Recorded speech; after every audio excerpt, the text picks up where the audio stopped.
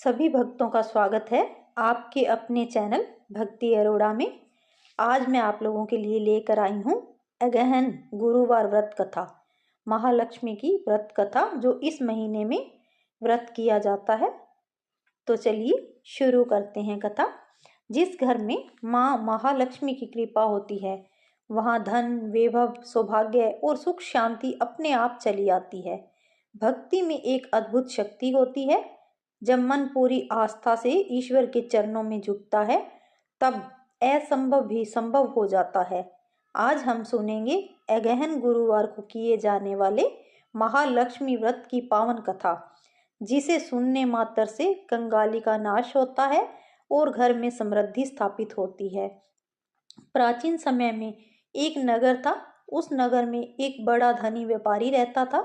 उसके घर में धन संपत्ति, नौकर चाकर, सोना चांदी सब कुछ था, परंतु एक दुख था। उसके घर में खुशियों की कमी थी क्योंकि उनके कोई संतान नहीं थी। दंपत्ति ने मंदिरों में पूजा की, दान पुण्य किया, लेकिन मन की मुराद पूरी न हुई। धीरे धीरे समय बीतता गया और एक दिन व्यापारी विदेश व्यापार के लिए दूर देश चला गया। जाते समय उसने अपनी पत्नी से कहा, स्त्री तुम चिंता मत करना, मैं जल्दी लौट कर आऊंगा। तुम घर को संभालना और मन में विश्वास रखना। व्यापारी के जाने के बाद उसकी पत्नी टूट सी गई, परंतु फिर भी वह हर दिन भगवान की आराधना करती रहती। नगर में एक दिन गुरुवार का पावन समय आया। उस दिन घर घर में महालक्ष्मी जी की पूजा हो रही थी, परंतु व्यापारी की पत्नी के घर में पूजा की तैयारी भी न थी, क्योंकि उसके घर में गरीबी नहीं परंतु मन का दुख था। उसे लगता था मेरी पूजा का क्या फल मिलेगा। उसी समय उसके द्वार पर एक साध्वी आई। वे तेजस्वी थी, उनके मुख पर देवीय प्रकाश था। उन्होंने पूछा, बेटी आज घर में महालक्ष्मी की पूजा नहीं कर रही? वह बोली, माँ सब कुछ है परंतु माँ का सुख नहीं। पूजा तो करूं पर मन टूट गया है। साध्वी मुस्कुराई और बोली, बेटी माँ महालक्ष्मी भक्ति से प्रसन्न होती है, दुख से नहीं। तुम अगहन माह के गुरुवार को श्रद्धा पूर्वक महालक्ष्मी व्रत करो। स्वच्छ घर, दीपक, कलश और सच्चा मन, बस यही माँ को प्रिय है। इतना कहकर साध्वी अदृश्य हो गई। व्यापारी की पत्नी समझ गई कि समय महालक्ष्मी दर्शन देने आई थी।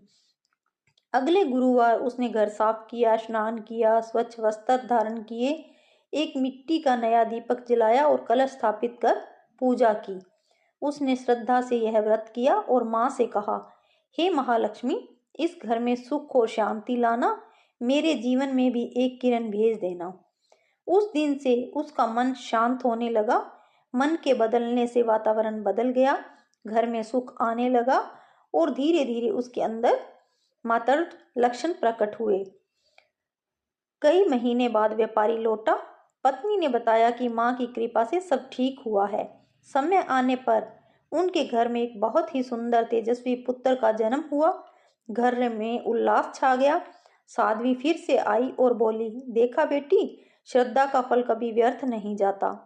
माँ महालक्ष्मी हर उस घर में निवास करती है जहाँ स्वच्छता, सत्य, दान, नम्रता और भक्ति होती है। यह कहकर साध्वी अंतर ध्यान हो गई। इस प्रकार जो भी स्त्री पुरुष अगहन महीने के गुरुवार को माँ महालक्ष्मी का व्रत रखते हैं, घर साफ रखते हैं, दीपक प्रज्वलित करते हैं और माँ को सच्चे मन से याद करते हैं, उन पर माँ की कृपा सदैव बनी रहती है।